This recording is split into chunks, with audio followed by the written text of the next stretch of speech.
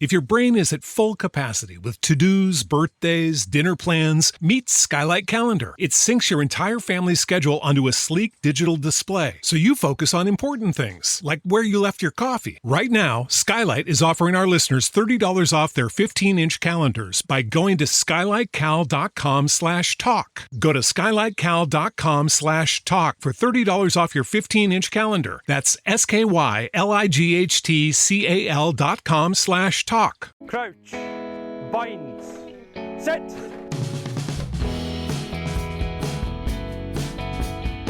Hola, bienvenidos a 15, soy Pato Fernández y en este nuevo episodio vamos a charlar con uno de los grandes centros que tuvieron los Pumas en las últimas décadas y que luego de haber tenido que abandonar el rugby prematuramente se supo reconvertir y seguir sumando desde afuera de la cancha. En 15, Martín Gaitán. Adentro. Bueno, negro, muchas gracias por tu tiempo y una linda forma de arrancar esta nueva temporada de 15, las entrevistas estas que hablamos de rugby y un poquito más. Contame cómo estás. Estás recorriendo el país un poco, ¿no? Te convertiste en un entrenador itinerante. Soy como León Gieco, de La Quiaca a Ushuaia. ¿Cómo andás, Pato? ¿Todo bien? ¿Todo tranquilo? Bien. Sí, muy bien, muy bien, muy bien. Andamos dando vuelta con este programa de Conecta Rugby, que la verdad que cada año que pasa va tomando como mayor dimensión. Y así como vos dijiste, la verdad que yo por lo menos disfruto mucho de andar recorriendo no solamente distintas provincias, sino que distintos clubes. Esa es la suerte que por ahí tenemos de ir conociendo mucha gente de distintos clubes y ir conociendo distintos clubes. Así que la verdad que muy contentos. Y vos, bueno, ya tenés unos cuantos años en esto, pero me imagino que tampoco, que no te dejás de sorprender. Viste, muchas veces a vos se te acercará gente que no es de rugby y te dice, bueno, el rugby se juega acá en zona norte, se juega en las grandes ciudades, y uno trata de explicarle a la gente que no es de rugby y decir, prácticamente no hay pueblo que no tenga club de rugby o que el club de rugby le queda muy cerca. Contame qué cosas te sorprendieron estos años que llevas de gira Argentina. Mirá, la verdad que hay ciertos lugares, si bien todos, ¿no? El formato club nuestro es de mucho voluntariado, de mucha gente que hace un montón de esfuerzo, que es impresionante, pero en particular, el año pasado y este año fuimos a Ushuaia a hacer varias actividades y hablábamos con los chicos de ahí y decíamos, primero decía, ¿hace cuánto se juega acá? No sé, 40 años. ¿Quién está acá el que trajo? Y levanta la mano así, sí, yo traje el rugby. ¿Y en qué estabas pensando cuando trajiste el rugby acá a Ushuaia? Porque hay una gran parte del año que no se puede practicar ningún deporte afuera, no solamente el rugby, sino que ninguno, digo. Y la verdad que es impresionante el esfuerzo que hacen y cómo lo mantienen vivo, ¿no? La cultura del club, más allá del juego en sí, que atrae y se divierte, la pasan bien, todo lo que hacen para poder mantener eso. Lugares como, viste, así, más aislados es impresionante, pero después lugares acá también, en Buenos Aires, tanto en zona sur, en zona norte, en un montón de lugares, el esfuerzo que hace la gente para tener instalaciones, para eso que siempre se dice, ¿no? Porque al estar a cargo de un grupo, y hay mucha gente que viene a entrenar chicos, chicos, chicos, de 8 9 10 años, sin tener mucha idea, pero es una responsabilidad enorme y tenés que sostenerlo todo el año. Es espectacular. Hay muchas cosas que vienen pasando ahora que por ahí antes no pasaban tanto porque toda la gente que se acercaba al rugby era gente de rugby, pero hoy pasan muchos padres de esos chicos de 8 9 10 años y que no saben que esos entrenadores que están ahí, nadie les paga nada. ¿Saben contar que son muchos de los padres de los chicos? Y no lo pueden creer. Obviamente son cosas que, nada, porque el tiempo que te lleva, ¿no? Organizar todo eso, nada, estar ahí, la energía. Así que, nada, un montón. Historias hay mil.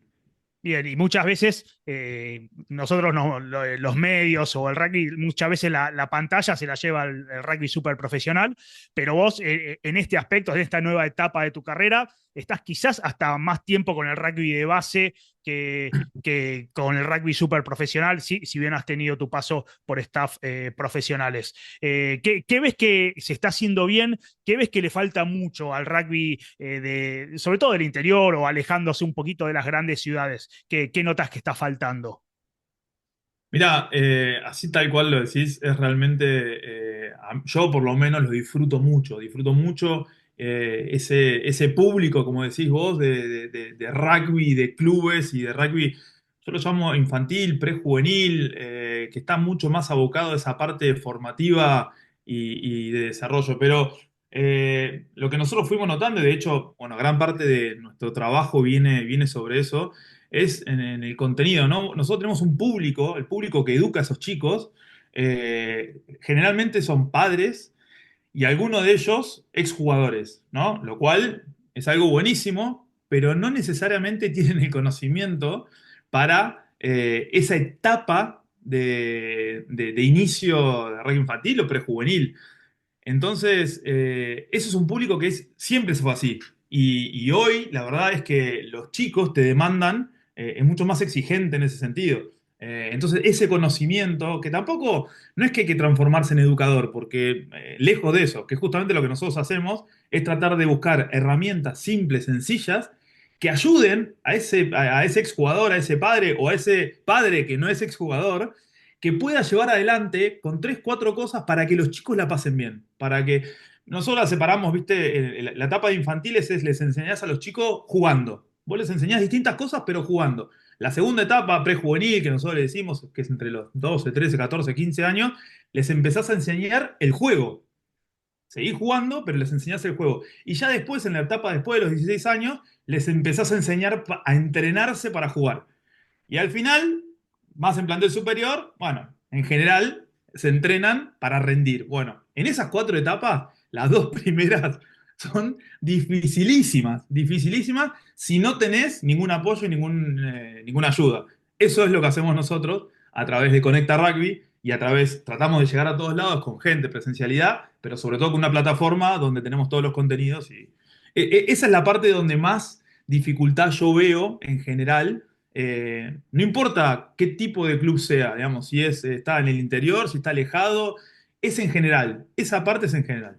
Bueno, estas de las buenas cosas que nos ha dejado la pandemia, ¿no? Esto se ha avanzado muchísimo en la enseñanza virtual. Quizás hay mucha gente que está del otro lado escuchando esto y que viene de clubes más grandes, con mucha gente. Bueno, a mí, bueno, no me gusta mucho hablar de mí, pero me pasa el caso que mis hijos, por ejemplo, juegan en Cuba.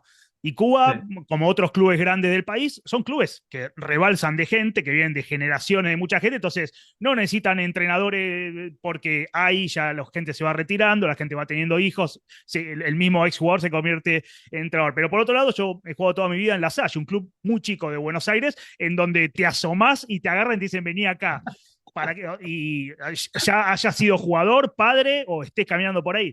Entonces, que haya llegado esta forma de enseñanza para agarrar al padre que está ahí, que como decís vos, es una persona dispuesta a ayudar, pero sin ningún tipo de herramientas que por más buena voluntad que tenga puede de alguna forma hacer No, daño, ¿no? no, porque aparte lo que sí notamos es que esa persona la pasa mal. Cuando vos tenés un grupo a cargo y no sabés, no tenés Ahora, con muy pocas cositas, podés hacer que ese tipo que está a cargo lo empiece a pasar bien y obviamente los chicos, con muy poquito, los pones a jugar dos o tres detalles y ya está, están jugando, es muy simple. En ese sentido, en esas edades tempranas es muy simple. Ahora, sin esa ayuda, la podés pasar muy mal, que es lo que generalmente pasa. Ahora, lo que vos contaste de Cuba es tal cual así. Lo que pasa es que Cuba es una excepción. Esa organización, esos clubes ordenados, organizados, no es que son los que más hay, sino que es más bien el otro ejemplo, que es mucho más difícil, más complicado. Y es tal cual lo que vos decís. El que pasa cerca, vení, qué sé yo, pum, adentro de la cancha y a colaborar. Y obviamente,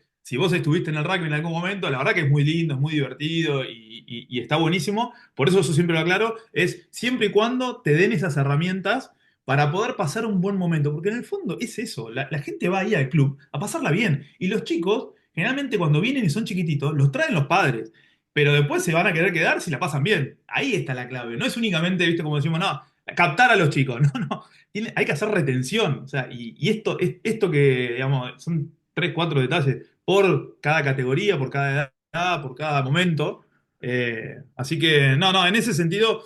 Nosotros obviamente tratamos, esto es un tema de comunicación también. La clave, hay mucha gente que no sabe dónde buscar todo este material, entonces tratamos de difundir lo más que podemos, pero obviamente es la etapa que tenemos que cruzar. Así que esto nos viene muy bien porque así difundimos cada vez más, difundimos el mensaje. Y no está de más decir que es absolutamente gratuito. Conecta Rugby, entran por la página de la UAR, por donde quieran. Eh, Hablando Tal de cual. captación y retención, ¿cómo empezó el negro Gaitán a jugar al rugby? 2 puntos.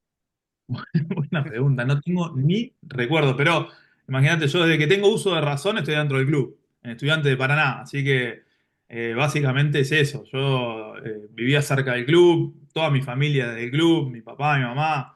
O sea que desde que tengo, hacía un montón de deportes, no hacía únicamente rugby, sino que hacía, el Club Estudiante de Paraná es un club polideportivo, así que hacíamos deportes en simultáneo. Obviamente, a medida que fui creciendo, los amigos atraen y mucho, y bueno, a medida que se van superponiendo los horarios, siempre iba eligiendo el rugby. Así que te diría que si tengo que definirlo es por herencia, porque no nacía dentro del club.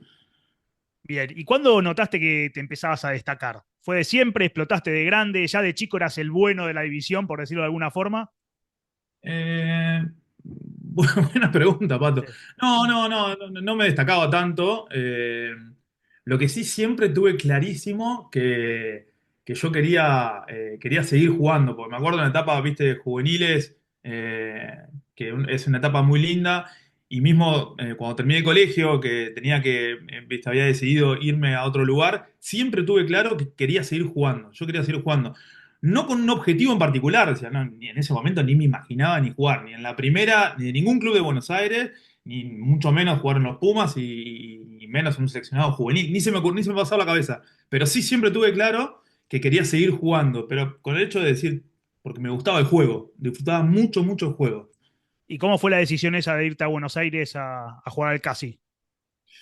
Y mira, desde varios antes de terminar el colegio, yo tenía clarísimo que quería seguir, porque estábamos con un amigo que teníamos mucho interés por la vida en general en Buenos Aires y teníamos clarísimo que queríamos estudiar en Buenos Aires.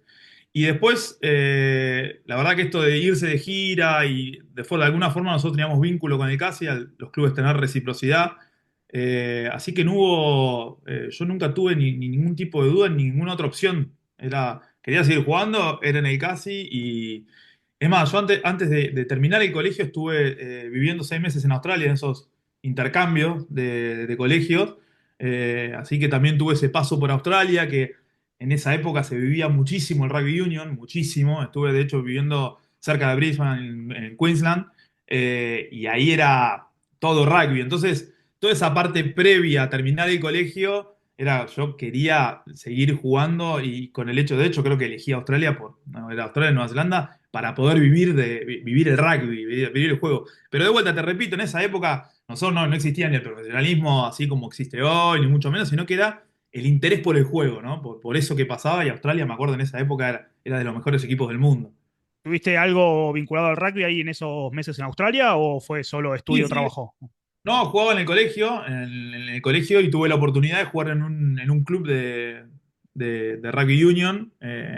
Por ahí, como viste, como son en Australia, que en el colegio jugamos al rugby league y fuera del colegio los clubes no tienen como rugby juvenil infantiles. En general, ya es cuando terminan los colegios, los chicos de los colegios se van a jugar a los clubes. Entonces jugaba con gente más grande, pero nada, fue una experiencia extraordinaria, de una cultura distinta, de un rugby distinto, pero también viví cosas, viste que en Australia el sistema de colegios te hacen pasar por varios deportes dependiendo la época del año, así que lo viví, para mí fue una experiencia muy enriquecedora, muy, muy enriquecedora. Y no sabía todo lo que venía después, pero ya eso lo había vivido lo había disfrutado mucho. Bien, y ahí enseguida casi que te empezás a destacar y empiezan los primeros llamados a selecciones, primero juvenil, después los Pumas. Contame cómo fue eso, ¿te lo esperabas? ¿Era algo a lo que apuntabas? ¿Era algo que fuiste descubriendo que el salto ese al casi no te había costado? Y el salto siguiente, ¿cómo fue eso? Porque, viste, hay muchos jugadores que nacen tocados por la varita mágica y decís, ya lo ves de chico y decís, bueno, este sí va a llegar. Pero ¿ese fue tu No, caso o no. se fue dando todo No, medio... para nada. No, para nada, para nada. Al contrario, bueno, yo en el CASI tuve la suerte de que esa menor de 19 me entrenaba Gonza de Carvarela, y él me ayudó, él fue el que me ayudó, el que me llevó, pero yo digamos, esos fueron los primeras, viste, preselecciones que había para el M19, pero ni se me ocurría de tener la posibilidad de poder jugar en los Pumitas. Así que eso fue ¿Quién bastante estaba en esa rápido. camada?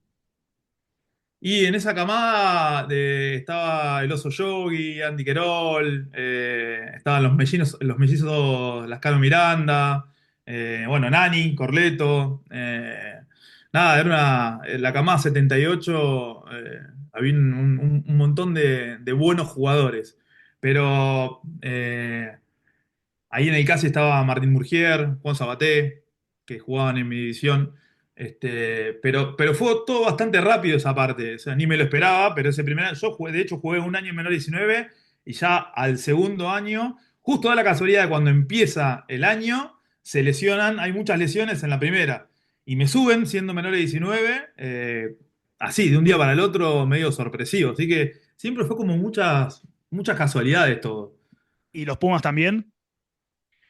Y ahí, sí, en esa época, ¿te acordás que había un sudamericano con Pumas? Bueno, jugué el menores de 21 también. A mí lo que fue rápido ahí fue ese menores de 19, ese año siguiente, la primera del CASI, enseguida estaba el menores de 21, el hemisferio sur, y yo fui siendo 2, 3 años más chico. Así que todo eso fue en un mismo año. Y al final del año, creo que de ese año o del año siguiente, había un sudamericano, de hecho que creo que fue en el CASI, y ahí debuté la primera vez que jugué en los Pumas contra Uruguay. Contame cómo fue esa sensación. Me imagino es difícil de describir para los que estuvimos muy lejos de ese nivel. No, impresionante, Yo, imagínate, no podía creer que había jugado en la primera de casi. Imagínate de repente ponerme la camiseta, la celeste y blanca. La primera vez que me puse la celeste y blanca así gruesa, que fue en un Seven en Chile, y ahí realmente el momento que me dieron la camiseta es como decís vos, son esos momentos que no me acuerdo bien de todo el resto, pero de eso lo tengo grabado. Y el que me dio la camiseta fue Gonzalo Carvalela, que era el que entrenaba ese equipo de Seven.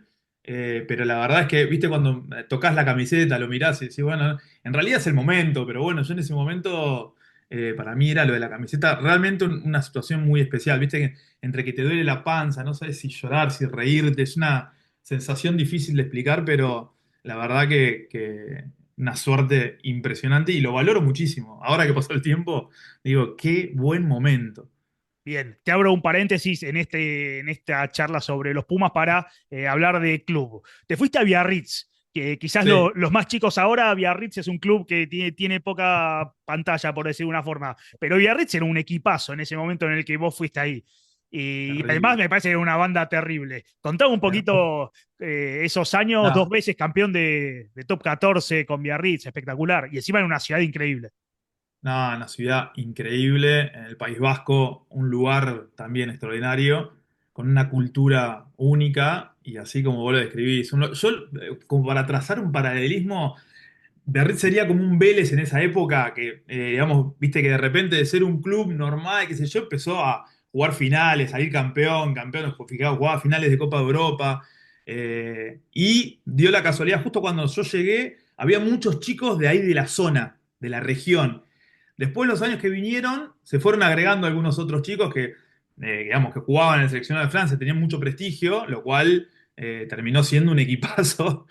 Pero sí, a mí, de vuelta, yo siempre lo linkeo.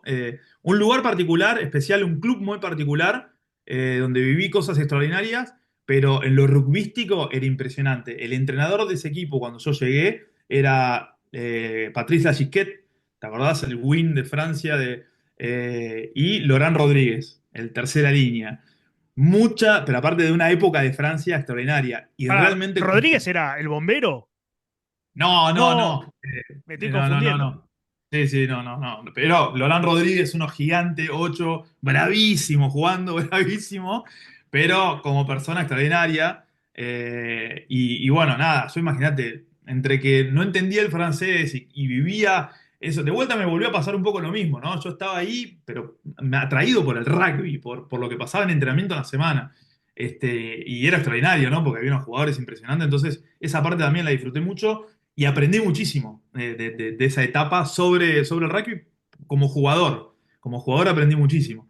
Así que, y después, como dijiste vos, un lugar extraordinario, un lugar sobre la playa, cerca de los Pirineos, cerca de España, casi a la frontera con España, muy, muy rica culturalmente, entre la cantidad de gente que circulaba por ahí, la cultura, la comida, la música, ¿viste? Cuando decís, Yo te digo, cuando apenas llegué no tenía ni idea dónde estaba, está claro. Era un lugar medio surfer, viste, mucho skater, y el que no surfeaba le gustaba mucho el rugby, y después todos los deportes vascos, viste, la pelota vasca, todas cosas que fui descubriendo, esta punta, cosas extraordinarias, no sé, los toreros, yo no tenía ni idea de toda esa cultura. La verdad que muy, muy enriquecedor. Bueno, estuve viviendo como 10 11 años ahí, la verdad que me marcó mucho hasta el día de hoy. De hecho, tengo un hijo que se llama Iñaki, así que imagínate lo marcado, lo que me atravesó esa cultura vasca y lo que me atravesó Biarritz, ¿no? Hasta el Y, día de hoy sigo teniendo contacto con mis amigos de allá casi toda la semana. y estuvieron acá hace poquito, se cumplieron 20 años de uno de los títulos, ¿no? De Biarritz y se vinieron acá a Argentina. Sí, estuvieron acá, tuvo casi todo el equipo ese del 2005 y, y la verdad que extraordinario porque obviamente también fue una forma de homenajear a Fede, a Federico Martín Aramburu. Era una conjunción de cosas, ¿no? Era una forma de decir, bueno, se cumplían 20 años de ese título, pero además era una forma también de decir, bueno, lo vamos a festejar a Argentina.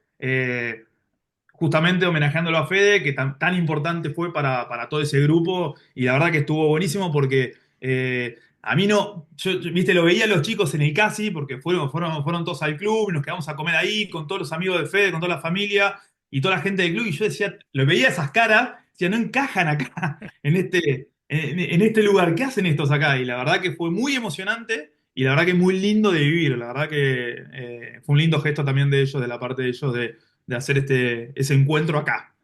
Bien, lo nombraste a Federico Martín Aramburu.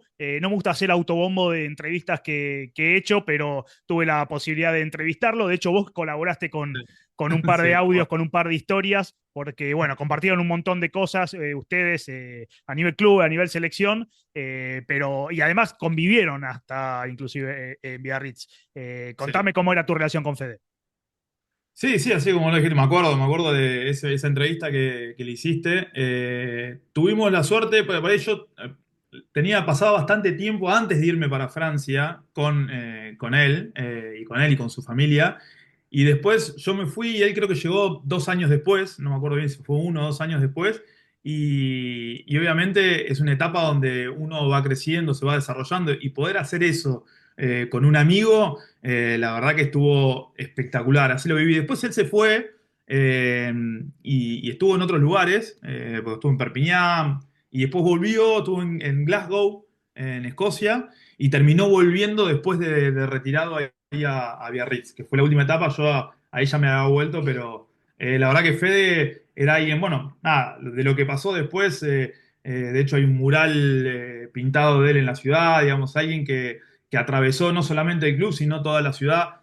Porque decir, bueno, atravesó el club, está bien, era un jugador normal, justo le tocó estar en un equipo que salió campeón y es lógico que se lo recuerde, pero después me parece que atravesó a todas las personas que viven ahí y a la ciudad misma, y yo creo que eso habla un poco de lo que era Fede, ¿no? También en ese sentido, nada, voy a repetir lo que dicen todos, pero es tal cual así, era muy empático, muy amiguero, disfrutaba de la vida, le gustaba festejar la vida, así que nada, yo creo que eso quedó reflejado en Biarritz, en la ciudad. Bien, bueno, gente que deja huella, lo decís vos y lo dicen todos, el recuerdo para Fede, y los invitamos al que quiera escuchar el podcast, lo busca, scrollea un poquito entre nuestras entrevistas, que fue una linda charla de rugby y de bastante más. Te paso, te vuelvo a la página de los Pumas. No sé si es un tema que te cuesta hablar, ya lo tenés hiper superado.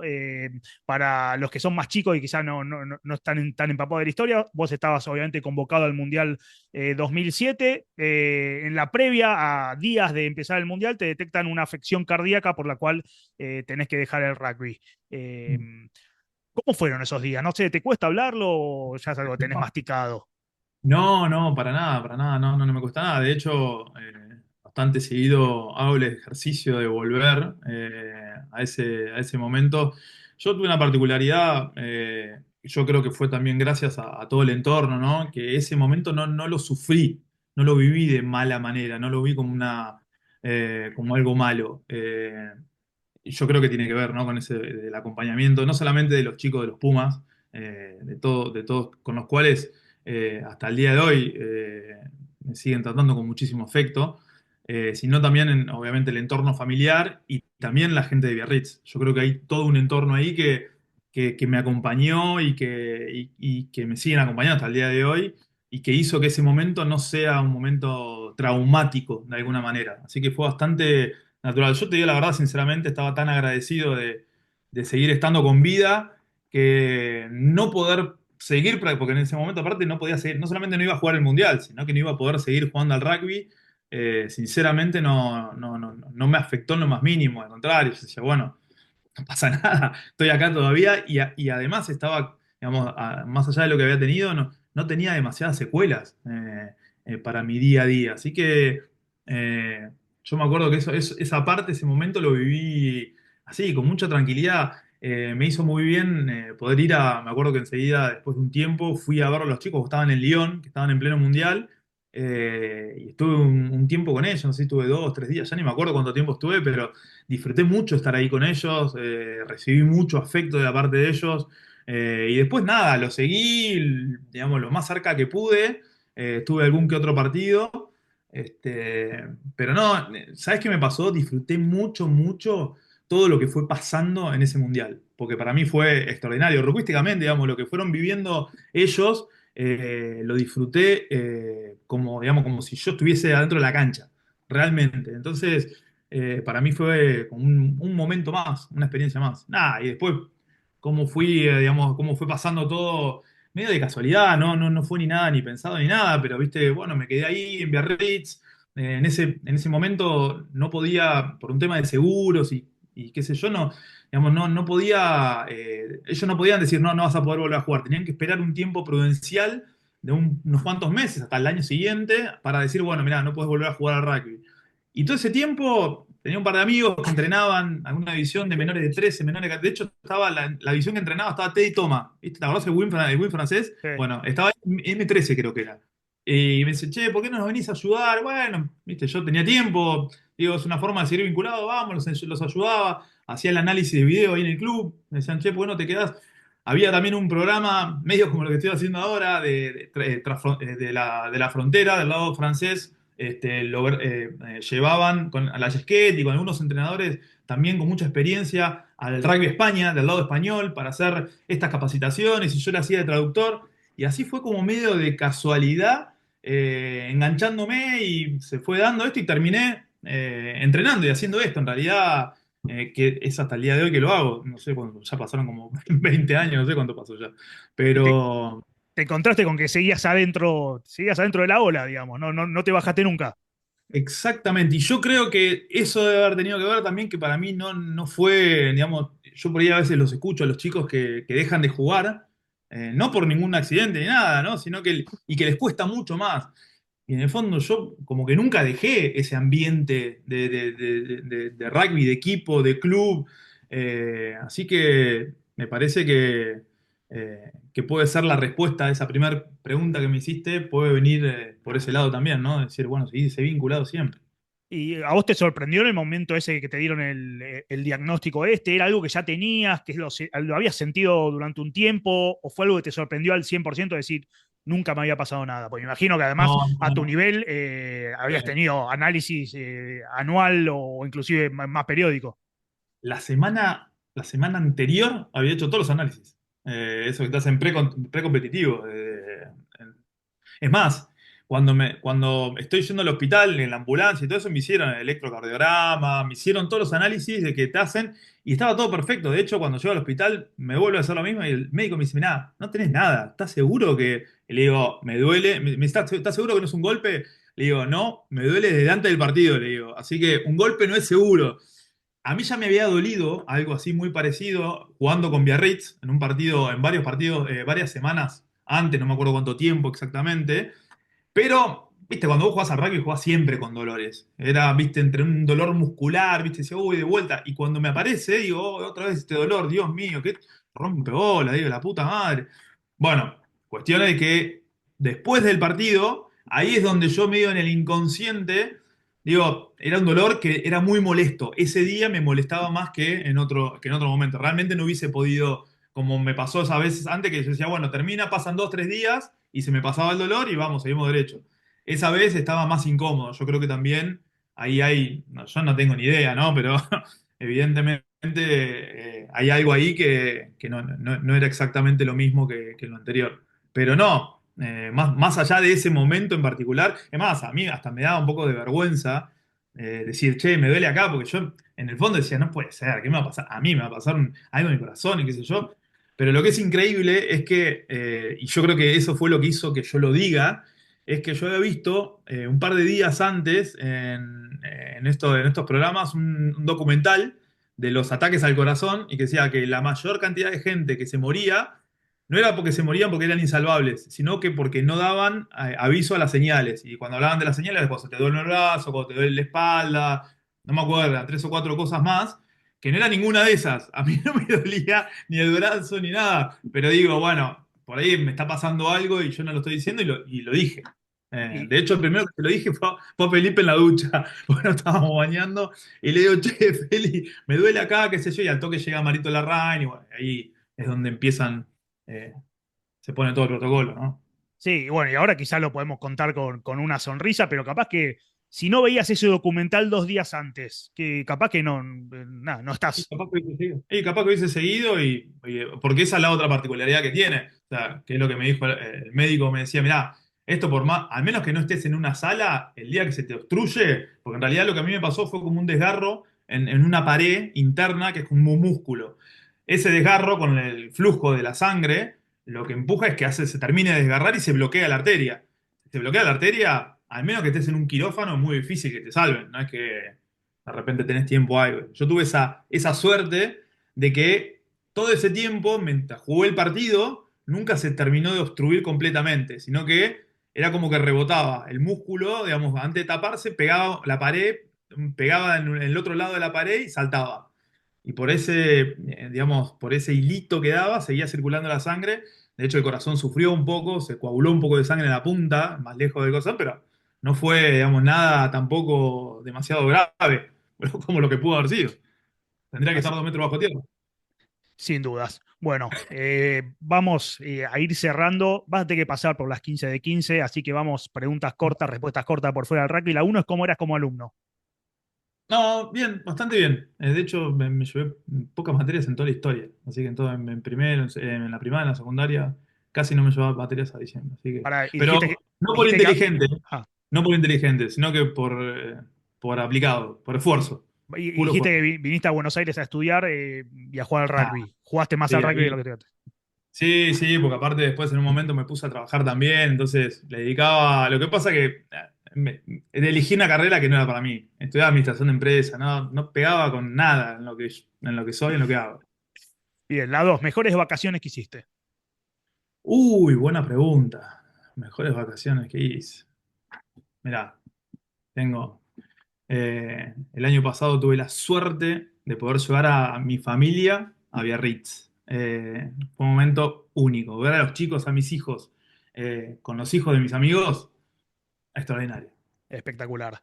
La tres, ¿qué cosas de coqueto tenés? Uy, nada, soy un desastre, un desastre. Bien, Me he ropa visto no. mal, no, me he visto mal. Ahora lo único más o menos presentable es el pelo, que por lo menos me lo corto y no tengo el pelo largo, prolijo, pero históricamente soy un desastre. Un Bien. desastre, ahí sí, mal. La cuatro, ¿a qué famoso te pareces o te han hecho chistes? Me joden todo el tiempo con. ¿Cómo se llama este pibe? No me sale ahora. Te parece mucho a Zabaleta, el tenista. Zabaleta sí, de hecho me pasó una vez en un aeropuerto y digo, ¿sos Zabaleta? Le digo, no soy Zabaleta. Pero Furriel, a Joaquín Furriel, me jode todo el tiempo. Martín Amón me jode, me dice que soy el falso Furriel. Me jode, pero aparte me hace bullying, no es que Eh, me bullyinea. muy bien. La cinco, ¿cuál de los quehaceres hogareños es el que mejor te sale? Limpio, me gusta limpiar. Soy muy criticado por mi mujer porque dice que no arreglo nada, no arreglo cosas y después termino arreglando cosas. Soy malísimo con las manualidades, pero a pesar de sus críticas, lo termino haciendo. Entonces, obviamente, cada vez que hago algo, se lo refresco en la jeta. Eh, Terrible. ¿Vos te referís a arreglos tipo de lamparita, esas cosas? Y arreglo, sí, de distintas cosas dentro de la casa. no tengo mucha habilidad y soy muy criticado por eso, pero termino haciendo cosas. Sos como yo, el que arregla y después llama al que arregla en serio, ¿no? Sí, Me pasa bastante seguido. Pero lo importante es la intención, ¿o no? Es tener la seguro. actitud. Sí, sin duda. La Sí. 6, ¿en qué otro deporte crees que hubiese sido bueno? ¿En qué otro deporte? Bueno, mirá, yo jugaba mucho fútbol. No sé si hubiese sido bueno, pero es un deporte en conjunto con el básquet que me gusta mucho. De vuelta, te repito, básquet también hice. No sé si hubiese sido bueno, pero era como el rugby, me atraía mucho, me atraía mucho. De hecho, me sigue atrayendo. El fútbol es imbatible. Un futbolito 5 dejo Sí. cualquier cosa, no me importa nada. Bien. Hasta el día de 7, hoy. corte preferido en el asado. Entraña, entraña, a morir, sí. Imbatible. Los puristas del asado, viste, te la tiran abajo, pero para mí es imbatible. Sí. La La, entrañita, una entrañita de un lugar acá de Comaki, que es un restaurante, una parrilla acá cerquita, le gustaba mucho a mi amigo Cochi Pelicena, fanático, acá cerquita de casa, en Citibel, terribles entrañas, la mejor entraña de la Argentina, me animo a decir. bueno, vamos a tener que ir a probar. 8, grupo musical preferido. Pearl Jam, de Sí. afuera, Almafuerte de acá adentro. Oh, Iorio, un fenómeno. Sí, Un abrazo al radio, cielo. para descanse. Soy fanático de colgarme, no solo a escuchar música, sino a escuchar entrevistas, que en los últimos años fue sensacional. Es Dejó una sensacional. Biblia, Y dejó una Biblia y el- extraordinaria. No, las con Beto Casella son extraordinarias, son extraordinarias. y el algoritmo todos los días me levanta con algún corte es espectacular. No, no, lo voy a ver cada tanto cuando puedo al Tano Macielo, que es la guitarrista del Más Fuerte, porque obviamente viene así medio del palo y disfruto porque son lugares chiquitos, entonces está buenísimo. Bien, 9, hincha de. ¿De fútbol? Sí, No tengo. Cuando era chico era de Boca, pero abandoné completamente. De hecho, he ido a un montón de canchas y todo, y ahora todos mis hijos son de Estudiantes de La Plata. Son todos pinchas. Acá viste que son todos medio una mafia. Entonces son todos pinchas. Así que, no. Si tengo que decir un club, es el Atlético de Bilbao. A ese equipo sí lo seguí, me hice hincha del Atlético bien, de Bilbao. bien, quedaba cerca de Biarritz a una horita y Y pico, ¿no? Sí. la cultura vasca, ahí te chupan. De hecho, bueno, estaba la Real Sociedad, ahí cerquita en San Sebastián, pero en esa época no eran todos vascos. Entonces, no sé, me volvían todos locos con el Atlético, y tanto mirarlo, bueno, sí, me terminé haciendo medio hincha. Claro, Atlético de Bilbao, que para jugar tenés que ser vasco, no pueden tener extranjeros. Exactamente, El Real exactamente. Sociedad, mucho más extranjeros y más Exacto, abierto. 10, exacto. dibujo animado favorito de tu infancia. Los Thundercats. Era León, Poco lo van a obviamente. conocer, poco Ah, lo van a conocer porque. la gente de nuestra edad. 11, golosina preferida.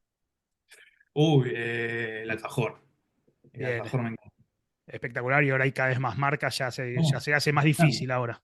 No, y el otro día escuché, aparte hay especialidades, hay como es artesanales y todo, es una cosa impresionante. Impresionante. 12, mate Pero o café. no caigamos en la de Gómez Cora, que se hace el especialista Ah, de cosas, toda una mentira. los Ya lo vi baristas. en varios programas diciendo son mentirosos. Bueno, en fin, 12, mate o café. mate, casi, te digo el entrerriano, viste que somos medio uruguayos. Pero yo, en mi casa, siempre históricamente, bueno, yo no tomé mucho. Yo empecé a tomar en Biarritz a partir de que fue mi actual mujer hoy, que tomaba mucho mate, así que a partir de ahí, mate, hice mi propio mate. Bien, 13, gusto de helado preferido y gusto de helado prohibido. Chocolate con almendras siempre. Siempre, siempre. No, y después prohibido, no tengo ninguno, me gustan todos, el helado me encanta, pero el chocolate, no, ninguna. No puedo entender cuando los asados piden y llevan, y no hay chocolate, no lo puedo entender, directamente. 14, ¿quién era tu ídolo en tu infancia y adolescencia? Maradona. Maradona, Michael Jordan. Mira, justo los dos deportes que te dije Sí. que. Maradona, Diego. 15, ¿tenés Rafael. algún TOC, trastorno obsesivo compulsivo? Un montón. Y te voy a contar uno porque se dio cuenta, el zorrito se había dado cuenta que era el médico de Pampas en esa época. Cuando voy caminando por la calle no piso las líneas. Trato de no pisar las líneas, viste, de la vereda o ponerle, no sé, si hay alcantarillas y qué sé yo. No sé, digamos, no se da cuenta mucha gente, pero este se dio cuenta. No sé cómo me dicen, vos no pisás las líneas, no pisás las alcantarillas. Y dice, la puta madre, este como mierda se dio cuenta. Nunca nadie me lo ha visto. Capaz que alguien se da cuenta y no me lo han dicho. Gracias, negro. Un abrazo. Pato, ha sido un placer esta charla con vos. Te mando un abrazo grande. Y gracias a ustedes por haber estado ahí. Nos reencontraremos en el próximo episodio. Chao.